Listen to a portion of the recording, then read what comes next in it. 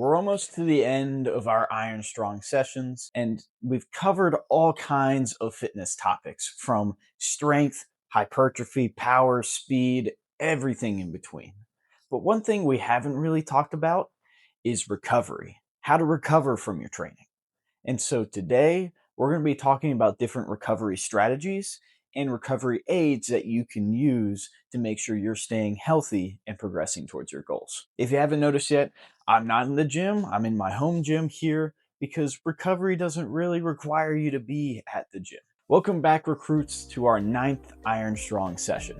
I'm Coach Caden, the owner of Iron Strong Training. I've been coaching and training since I got out of high school, and I've had the pleasure of training everybody from youth to pro athletes to everyday individuals. I've learned and taught all about exercise at the university level, and today is the newest episode in a series where I'm going to share as much of my knowledge and experience with you as possible. Specifically, today's goals are go over recovery strategies and how to plan for them, identify when you need to use recovery strategies, and going over different recovery aids that can assist you along the way. Before we get into the practical strategies, let's talk about how we plan for them. In fitness, we use something called periodization. This is how we organize different training and programming strategies, both short and long term, into a well-structured plan to elicit specific outcomes. Periodization is basically the macro management of your program, while the individual workouts that you write out are the micromanagement. Periodization can be broken down to different layers, from annual year-long plans into macro cycles, so several months of planning, mesocycles, 2 to 6 weeks of planning, and microcycles, several days to 2 weeks of planning. Different periodization models have different structures. Most include some kind of restoration period or active rest period in their mesocycles, and almost all of them include active rest days or off days in their microcycles. More on this later, but for now, why would we use pre-planned recovery strategies? Well, you see, when we train, we give the body a stimulus or stimuli in order to cause adaptation. These are challenges for the body to adapt to their specific demands. However, this also creates fatigue.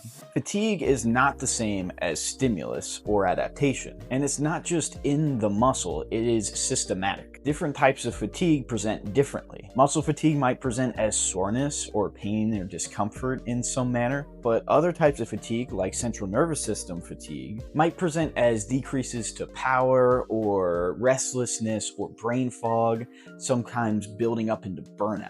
This is why how you feel about training is still a very important measurement, also along with objective measures like the numbers that you see. Not all tissues recover at the same rate, not all fatigue goes away at the same rate. Therefore, it's important to take time when planning our strategies and programs in order to allow for recovery and rest so the body can heal and the mind can recover. Now let's finally get into the actual strategies we've been talking about.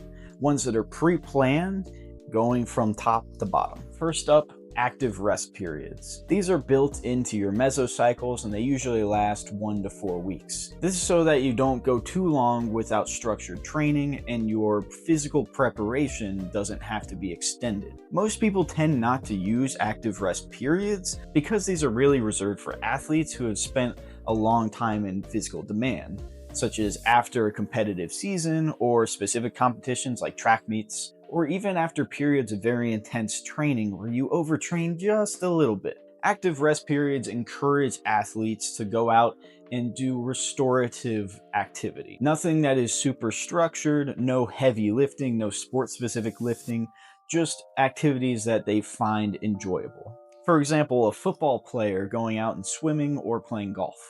Nothing that places a huge demand on their brain or body. After this, you have unloading weeks or deload weeks. These are also built into mesocycles and are usually built in a little bit more frequently. There's debate on how to exactly perform or program for deload weeks. Usually, the more trained you are, the more deload weeks you'll have to have. This is because higher trained individuals usually have more fatigue from their programs. A deload week necessitates lower training loads. This means cutting down some of the intensity and some of the volume of your program. Again, there is a lot of hotly different debates for coaches on how to use deload weeks and how to program for them. The newest NSCA guidelines for strength training and conditioning, in their program design section for the programs they give as an example, you can see that they decrease the intensity by about 20% for their lifts, but they don't really decrease volume a whole lot. Professionally, I recommend decreasing anywhere from 10 to 30% of your intensity just to give you a range depending on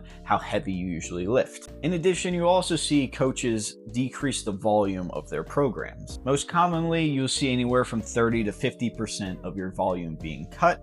And again, this depends on how much volume you typically do and what the focus of your program is. When it comes to cutting volume, usually you'll see this in sets, not reps, because your reps are very specific to the adaptation you are seeking. Except for hypertrophy, again, we talked all about this in previous videos.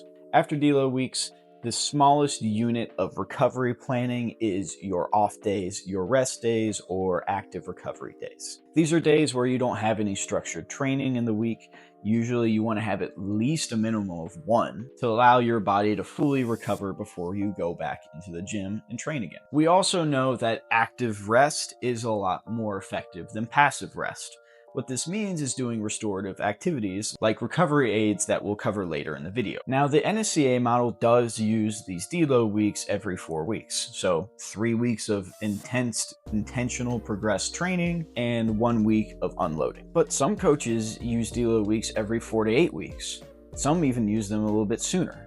With the more advanced you are in training, the more deloads you have to do. But just like we've talked about in all these videos, the principle of individuality comes into play here. Some lifters can go weeks on weeks on weeks without ever needing a deload and ever having compounded fatigue. Some lifters barely get through 2 to 3 weeks of training and absolutely have to deload or else risk injury. And active rest periods are automatically programmed out after competition periods. So when is the right time to use a deload week? Well, it might be more beneficial to use deload weeks and active rest reactively. This means monitoring trainees with recovery assessments, ones that can give us feedback on just how fatigued we are. This could include subjective measures like a visual analog scale or RPE, rating of perceived exertion, from a scale of 1 to 10 or 2 to 20, whatever you want to use, to rate just how hard the training we're doing is,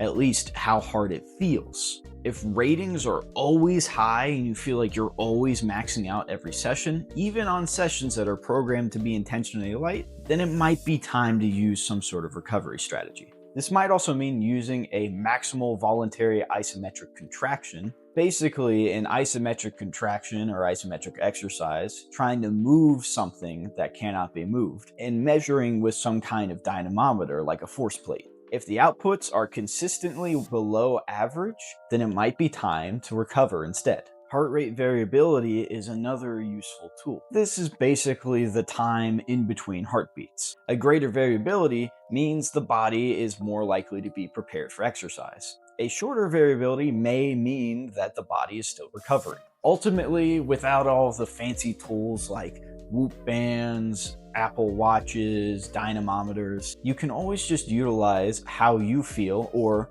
ask how your trainees feel if you're a coach.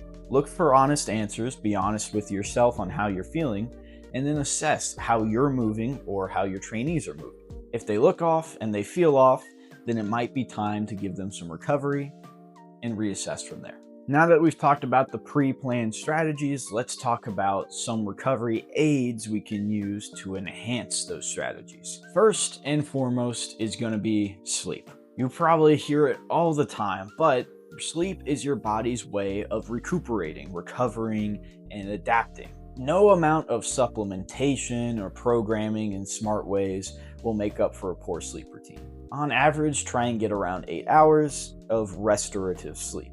This means no tossing and turning or waking up in the middle of the night in short periods. In the future, we might talk a little bit more about how to improve your sleep environment and routine if that's something you guys want to see. Secondly, and almost just as important as sleep, is nutrition. All of the training in the world will make no difference if you aren't eating to support it. Make sure you're eating enough calories and macronutrients and nutrient-dense foods to give your body the energy and the building blocks it needs to adapt and be healthy. And next up, proper programming. You can sleep all you want, you can eat all you want, but if your actual training is not following proper standards, it's not well organized, or if you are training outside the bounds of what you can handle, then it's probably not going to be as effective as you think. Might be more pertinent to take a step back and just see how you're recovering from your training.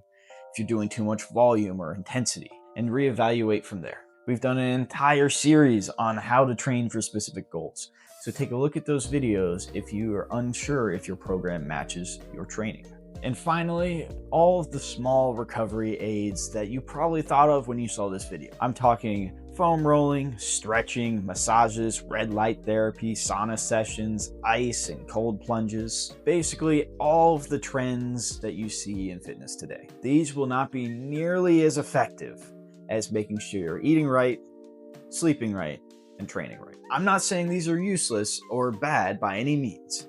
If they make you feel better and you feel that they are improving your recovery, absolutely go get a massage, go foam roll, go stretch, whatever. I just would be careful about how much stock, money, and time you're putting into these when compared to much larger and effective techniques. And that's all for this video. What a ride it's been, and we're almost to the end here. We only have one more Iron Strong session to go, where we'll be talking about health and wellness. Your viewership is very much appreciated. If you would like to support the channel even further, don't forget to leave a like and subscribe to join the Iron Strong Army. If you have any questions or recommendations for future videos, leave a comment in the comment section below.